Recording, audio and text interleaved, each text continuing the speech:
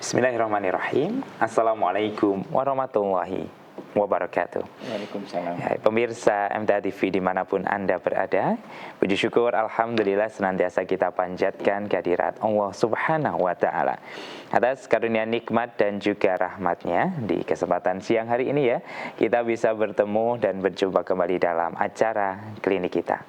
Pemirsa MTA TV dimanapun Anda berada, di siang hari ini kita akan membahas salah satu jenis penyakit yang mungkin akhir-akhir ini semakin banyak saja ini penyidapnya, yaitu kita akan mengenal penyakit kanker, dan yang terpenting adalah penyembuhan untuk penyakit kanker itu tersebut. Di kesempatan siang hari ini sudah hadir narasumber kita, Dr. Iskandar, spesialis kedokteran layanan kesehatan primer ya, dan kita sapa terlebih dahulu. Assalamualaikum warahmatullahi wabarakatuh. Waalaikumsalam warahmatullahi wabarakatuh.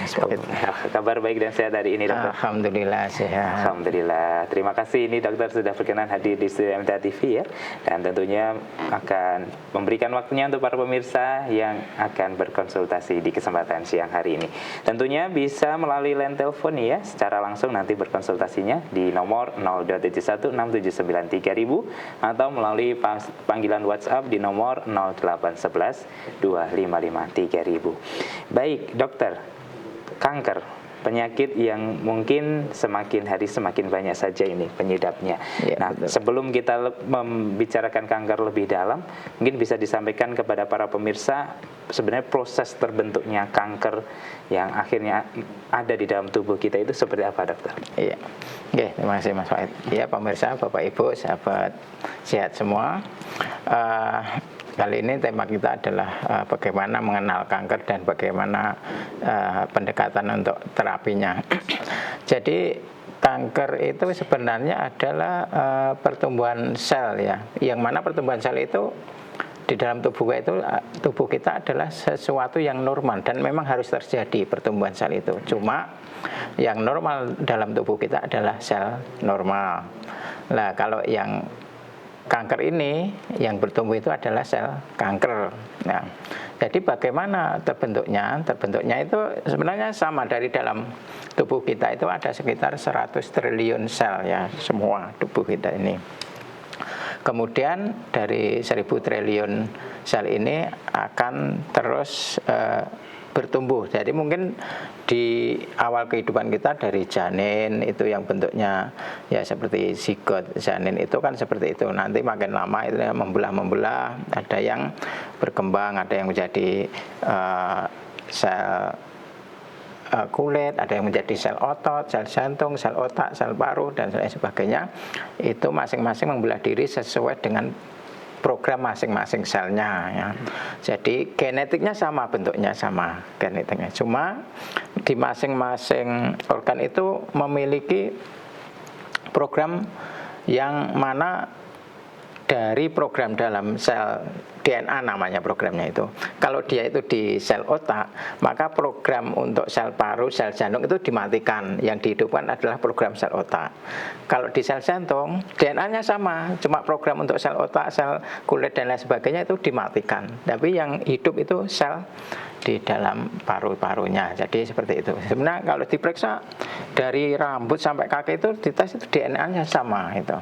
Cuma dari masing-masing organ ini memiliki segala sesuatu yang memang itu menjadi program masing-masing lah. Dari sel normal itu dia tumbuh, berkembang, membelah diri, yang kalau dalam pelajaran biologi namanya mitosis. Nah, kemudian hasil dari pembelahan itu ya juga menghasilkan sel yang normal, sel yang normal, dan itu ada controllingnya. Controllingnya itu di dalam inti sel. Di dalam inti sel itu kan ada DNA, RNA. Nah, DNA itu berisi kode-kode. Kalau dalam komputer itu ibaratnya di dalam flash disk itu ada program-programnya. Nah, di situ ada program, misalkan itu sel mata, maka di situ ada kode-kode untuk membuat sel mata itu seperti itu. Dan punya ciri khas seperti itu. Oh, sel mata itu ya bentuknya seperti mata itu, ada retina, ada kornea, ada item-itemnya itu. Sekitarnya ada tempat untuk mengeluarkan air mata, untuk mencuci mata. Itu adalah program dari sel mata itu.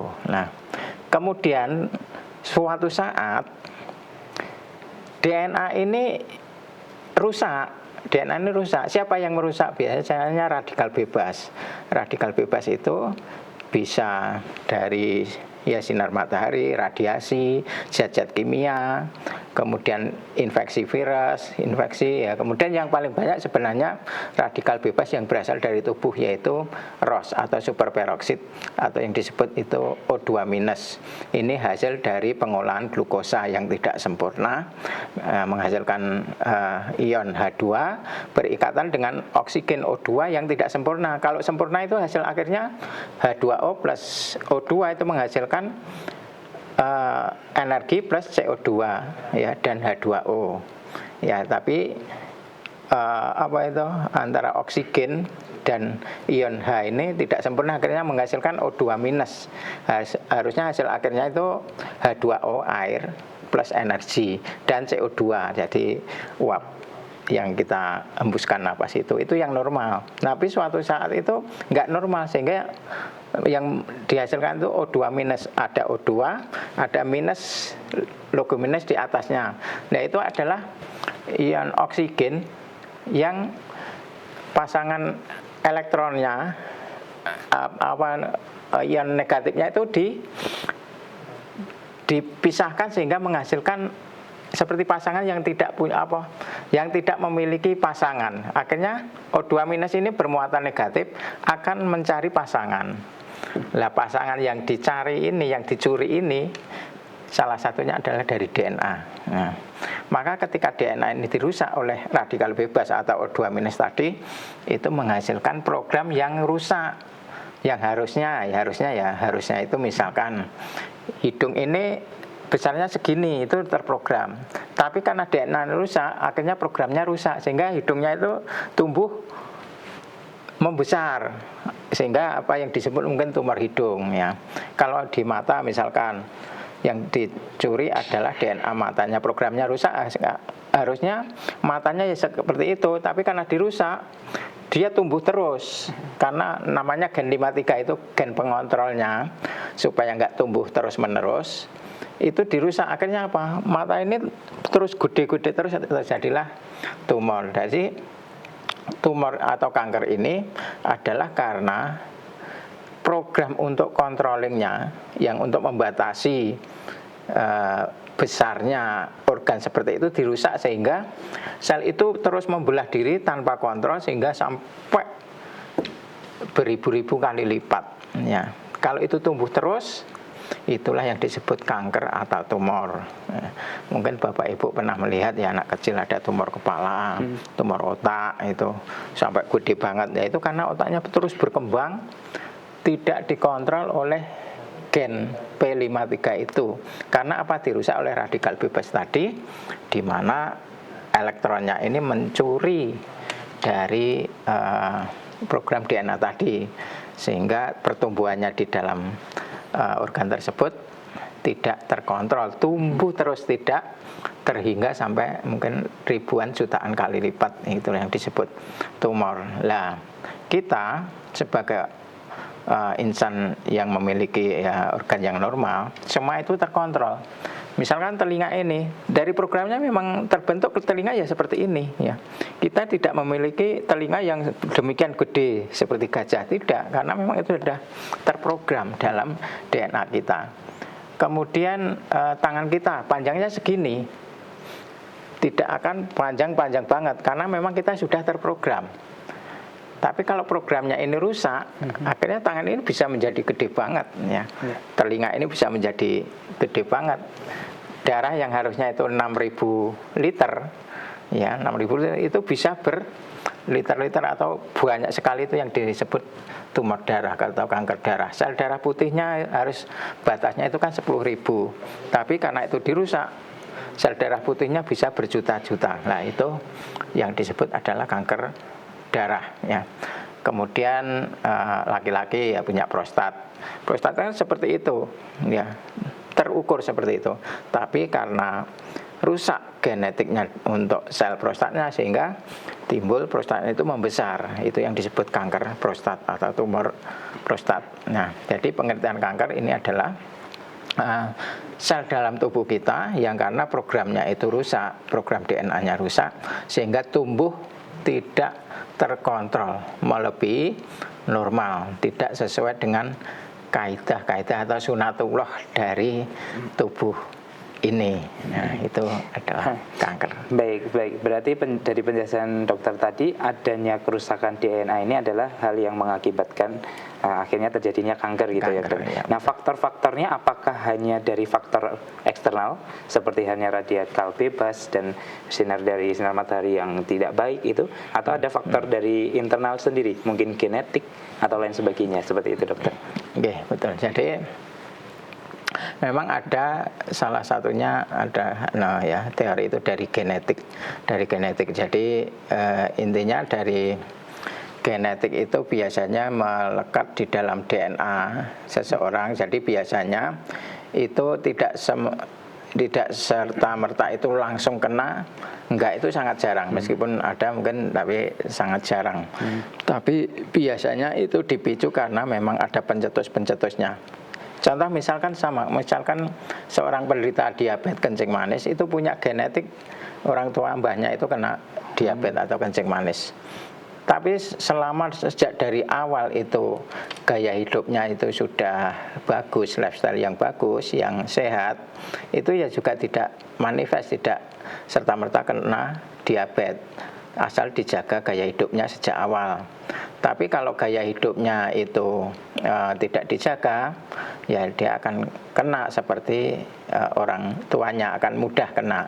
Demikian juga kalau punya keturunan kanker atau tumor, mungkin dari bapak ibunya, mbahnya, memang si genetik itu punya kecenderungan kerusakan yang lebih mudah dibandingkan mereka yang tidak punya genetik dari sel kanker itu. Ya, itu untuk yang dari dalam. Tapi kita misalnya tidak berpikir seperti itu, pikiran paling akhir lah, ya.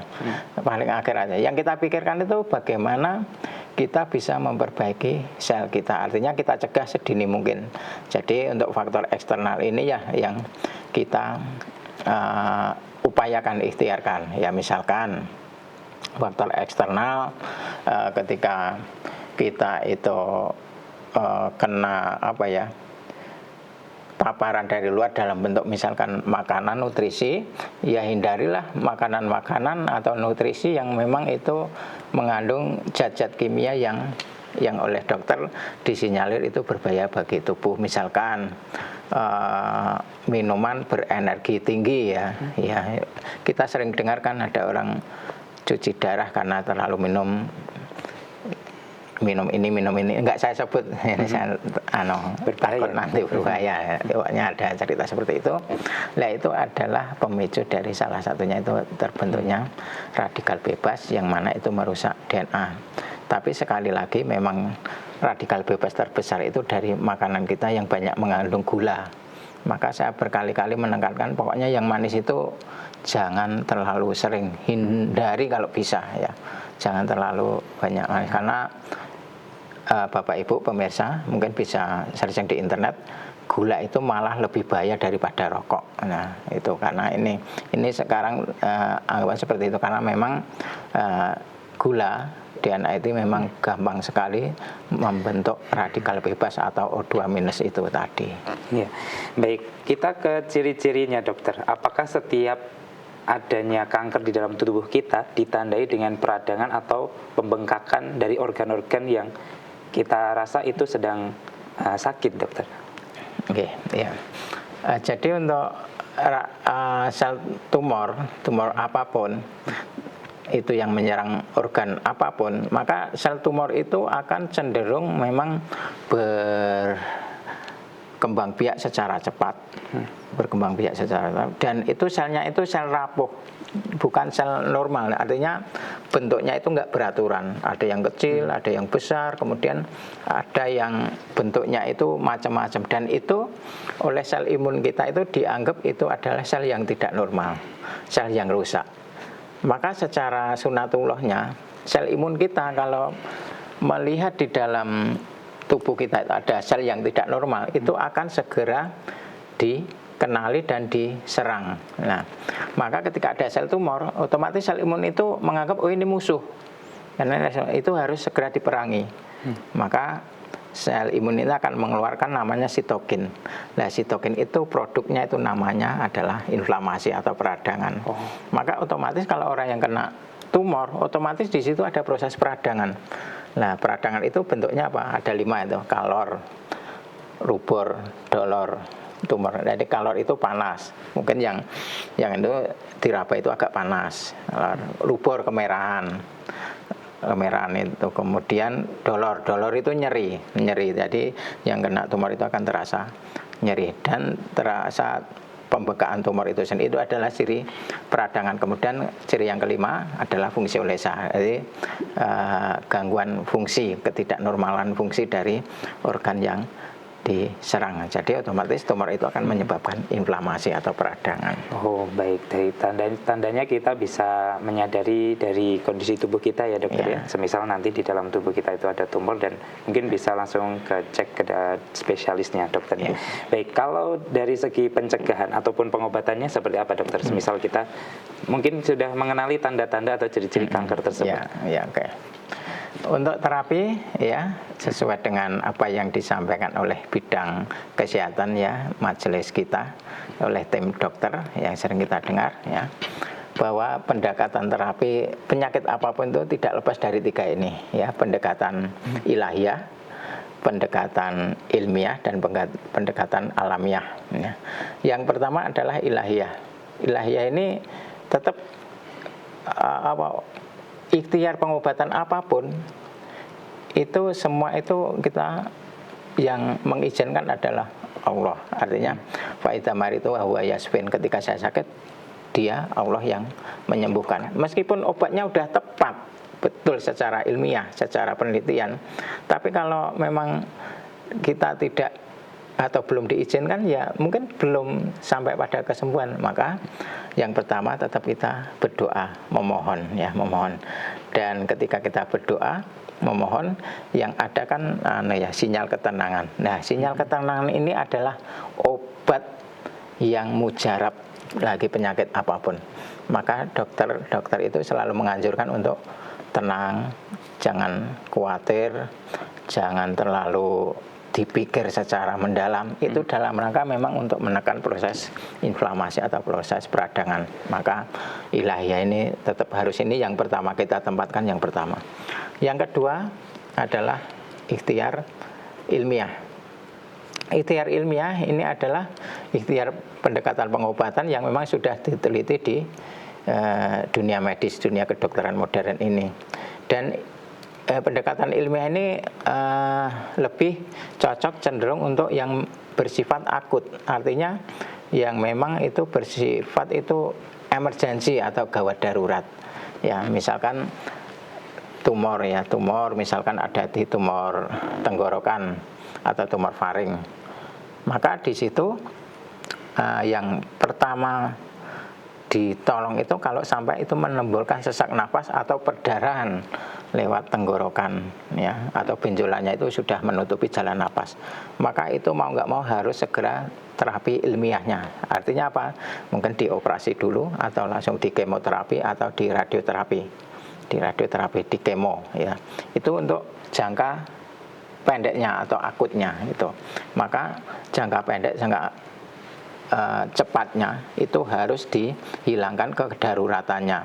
Nah, kalau menghilangkan kedaruratan ini memang mau nggak mau ikhtiar ilmiah itu harus ditempuh, ikhtiar medis yang sudah diteliti secara standar penelitian yang ada.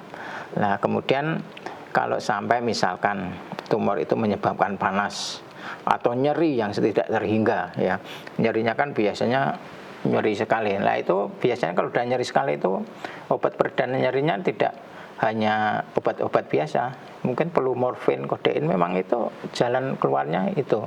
Nah, itu adalah terapi ilmiah, jangka pendeknya, jangka cepatnya itu pendekatan ilmiah harus kita tempuh. Kemudian yang ketiga, pendekatan alamiah. Ini adalah untuk pencegahan dan nanti jangka panjangnya. Jadi jangka pendeknya yang kedaruratannya itu ditangani ya, kemudian yang berbahaya itu ditangani dulu. Nah, nanti jangka panjangnya sel-sel tubuh ini diperbaiki sehingga sel tumornya ini tidak berkembang, artinya yang sehat tidak menjadi sel tumor, yang sudah sel tumornya itu bisa dihilangkan sedikit demi sedikit. Nah, ini perlu lifestyle, gaya hidup. Nah, untuk gaya hidup ini ada 5 pendekatan. Yang pertama, nutrisi yang bagus. Nutrisi yang bagus itu tetap kurangi gula dalam bentuk apapun kurangi ya. Kalau bisa diminimalkan, kalau bisa 0 atau sedikit ya. Ya termasuk turunannya itu yang terutama yang putih-putih ya, tepung ya, kemudian nasi itu juga kalau bisa dikurangi. Mie itu kan dari tepung, itu juga jangan. Roti kan dari tepung, itu juga jangan ya, kalau bisa dikurangi, diminimalkan. Itu nutrisi. Kemudian banyak protein ya, protein itu esensial, mutlak diperlukan tubuh. Kemudian yang kedua adalah puasa medis. Puasa medis ini adalah untuk memperoleh efek autofaginya. Artinya dengan puasa ini bibit-bibit sel yang rusak ringan itu akan dibersihkan ya, Ya, kalau ini kita menginginkan sel yang rusak berat dibersihkan, kita memang perpanjang puasa, namanya water fasting ya. Jadi puasa yang secara rutin kita lakukan, baik itu puasa sunnah syar'i maupun puasa intermittent fasting, itu bagi kesehatan sangat bagus. Ini yang kedua, untuk membersihkan sel-sel yang rusak dalam tubuh ya. Ini dulu pernah saya terangkan di acara MTF TV yang lain, mungkin suatu saat akan kita terangkan lagi. Jadi ini tidak saya terangkan secara khusus itu. Jadi yang kedua itu memang itu puasa medis. Kemudian yang ketiga adalah olahraga. Olahraga yang teratur ini adalah untuk memperbanyak mitokondria dalam sel. Jadi semakin banyak mitokondria dalam sel kita, itu sel itu semakin sehat ya. Mitokondria itu adalah mesin sel untuk memproduksi energi atau pembangkit listrik tubuh kita, itu mitokondria. Nah, itu kalau bagi orang-orang yang tidak bergerak, kurang bergerak, mager, itu mitokondrianya sedikit sehingga gampang sakit ya. Artinya kena kuman dikit aja langsung ya loyo, langsung sakit. Tapi kalau sering olahraga itu mitokondrianya itu akan banyak, sehingga ada musuh datang sedikit itu langsung dibasmi. Itu yang ketiga. Yang keempat itu istirahat yang cukup, tidur 6-8 jam. Ya, tidur itu fungsinya sama dengan berdoa atau bermeditasi atau bertasbih atau berzikir, itu sama, itu untuk menenangkan tubuh, artinya untuk menurunkan level stresor. Nah, sudah kita pahami bersama bahwa menenangkan tubuh, merilekskan tubuh itu bisa memperkuat imun kita. Jadi memperkuat leukosit kita, memperkuat daya pertahanan kita. Kemudian yang kelima adalah kelola stres. Ini levelnya sama dengan tadi, dengan tidur, berzikir, bertasbih, berdoa, beribadah, itu sama, itu untuk meningkatkan imun kita atau menurunkan tingkat stresor kita. Baik, luar biasa ini. Salah satu bentuk terapinya yang disampaikan oleh Dr. Iskandar. Semoga nanti kita pelan-pelan bisa mengikhtiarkan ya dokter ya, sehingga kesehatan secara paripurna bisa kita dapatkan. Utamanya kita bisa mencegah salah satu penyakit yang saat ini sangat rentan dialami oleh semua orang ini ya dokter ya, kanker. Betul. Baik, kita mungkin harus rehat terlebih dahulu dokter. Nanti kita lanjutkan di segmen kedua, dan tentunya para pemirsa yang ingin bertanya, silakan bisa dikirimkan pertanyaan Anda melalui pesan WhatsApp dan SMS di nomor 0811 255 3000. Kita akan kembali selepas jeda pariwara berikut ini.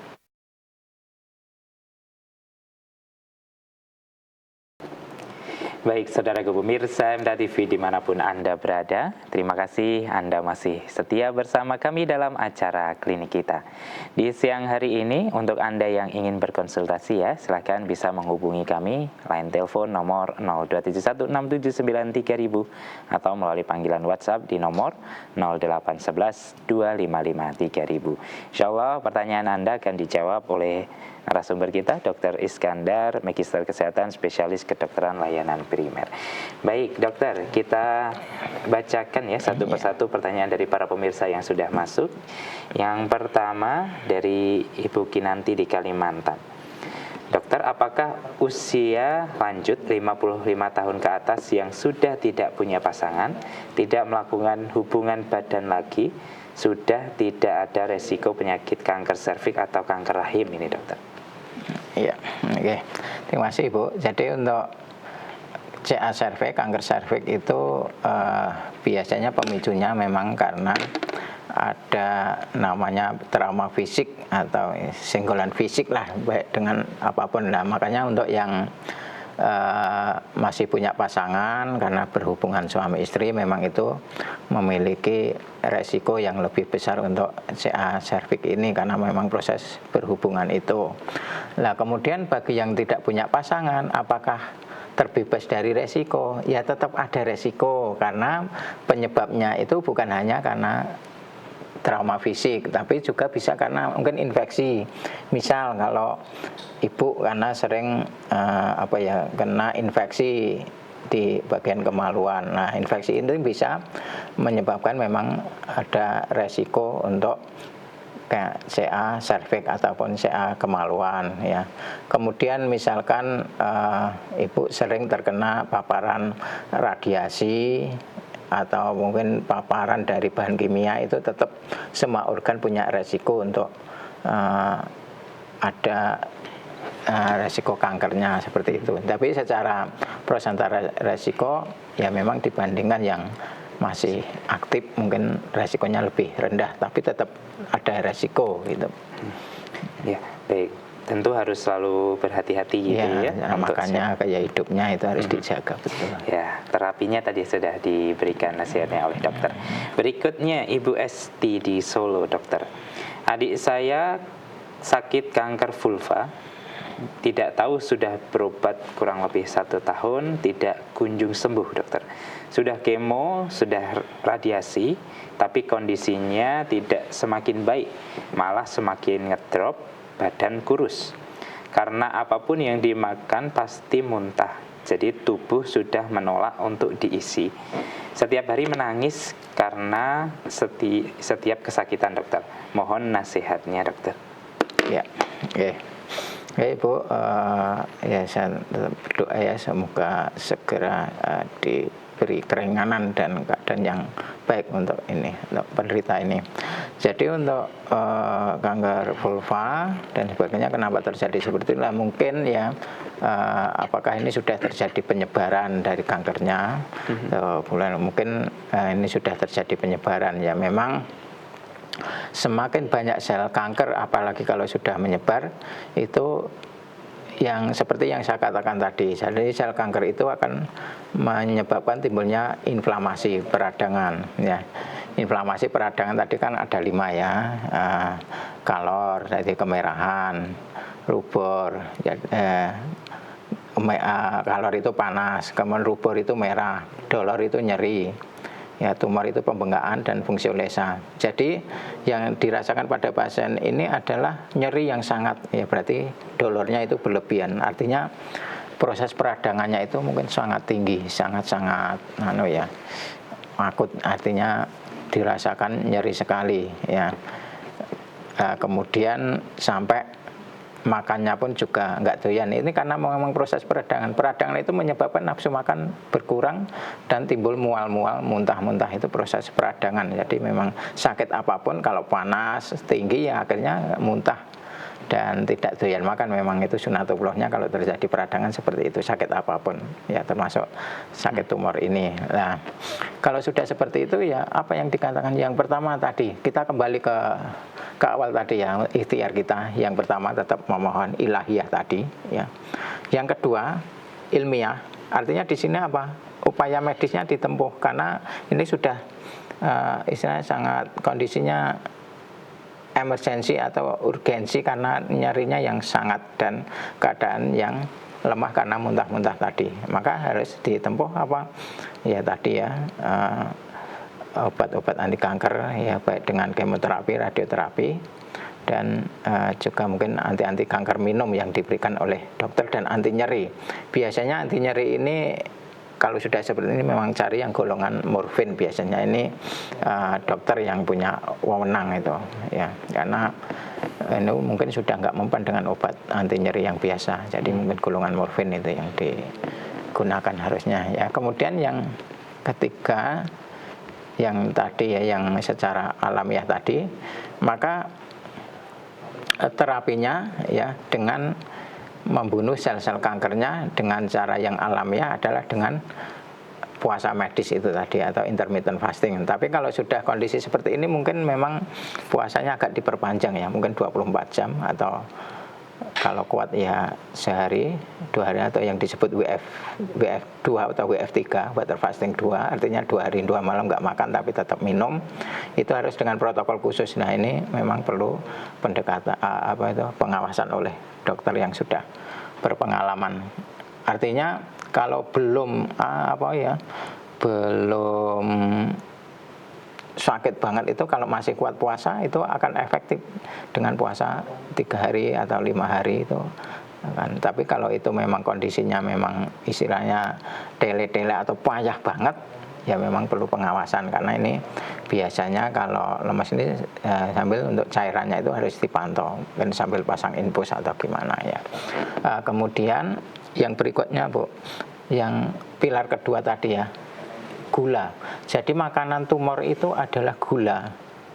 Ya, semakin banyak kita memasukkan gula, tumor itu semakin senang. Dan perkembangan sel tumornya itu akan semakin cepat. Maka kalau Bapak Ibu pernah baca di surat kabar internet, sel tumor itu kan bisa dideteksi dengan namanya PET scan atau scan yang dengan menggunakan alat seperti disinar itu. Nah, itu yang disinar itu apa? Yang disinar itu tubuh itu dimasukkan gula. Dimasukkan gula, tapi salah satu atomnya itu diganti dengan fluoro. Ya, gula kan, rantai gula itu kan rumusnya C6H12O6. Nah, salah satu C-nya itu diganti F. Supaya apa? Supaya kalau disinar itu menyala. Berpendar, menyala gitu. Maka PET scan itu istilahnya dimasukin gula yang salah satu atomnya diganti dengan F. Ketika dimasukkan itu nanti akan menyala yang ada gulanya itu tadi, yang ada zat yang dimasukkan tadi. Nah, ketika penderita tumor dimasukkan zat itu untuk difoto, di scan, itu ternyata zat tadi itu mengumpul di bagian yang ada sel tumornya, Mas ya. Jadi ketika misalkan ada tumor paru di sini, gula itu akan ke sini semua karena memang sel tumor itu suka gula. Jadi ditarik gula sehingga di ini menyala terang. Nah, maka ketika difoto ternyata itu jelas terlihat tumor paru letaknya di sini, akan kelihatan. Nah, ternyata untuk bisa difoto itu adalah dengan memasukkan gula yang salah satu rantainya diganti dengan fluor sehingga tampak menyala, sehingga memang jelas di situ sel tumor itu sangat-sangat suka gula.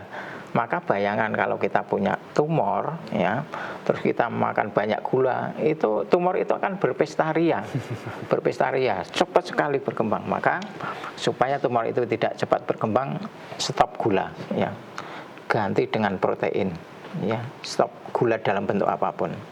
Nah, kemudian yang kedua, turunan dari gula ya termasuk karbohidrat ini juga di stop ya. Kemudian yang berikutnya kalau itu sudah bisa, makanan tumor yang kedua adalah glutamin.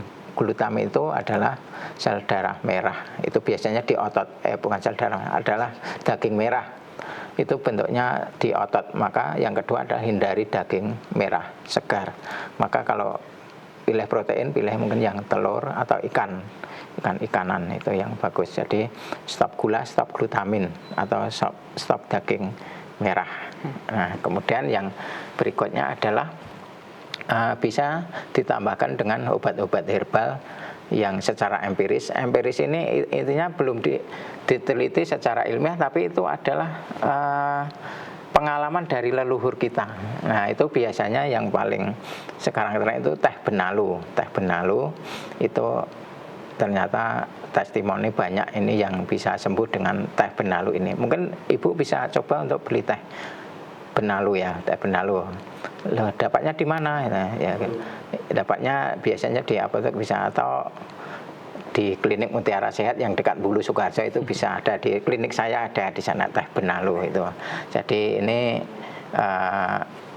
banyak di warga kita itu kemarin cerita katanya sudah divonis kanker tumor dengan 3 tiap hari konsumsi teh benalu itu bisa membaik ya.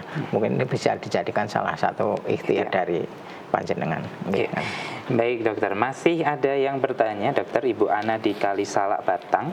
Saya mempunyai tai lalat besar di wajah, hitam bulat dan keluar rambut tipis, tidak sakit dan tidak gatal. Apakah itu berbahaya dokter? Terima kasih. Ya, oke. Jadi Ibu, untuk tai lalat itu nama ilmiahnya kan namanya Nevus pigmentosus. Kayak saya ini tai lalat ini. Nah, ini kan ada rambutnya juga sama seperti yang Ibu sampaikan. Lah, tai lalat itu kalau bisa jangan sampai diuwi-uwi atau diciweli atau dijiwiti, jangan. Jadi jangan sampai ada luka kalau bisa ya. Karena apa?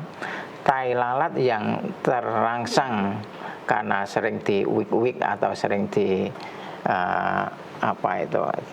dirangsang keberadaannya, itu kalau nanti proses penyembuhannya itu tidak sempurna, itu gampang jadi tumor. Dan itu tumor dari andeng-andeng dari tai lalat itu adalah tumor kulit terganas di dunia, namanya melanoma maligna. Itu adalah sel kulit terganas ya, karena kalau sudah timbul itu susah untuk diberhentikan.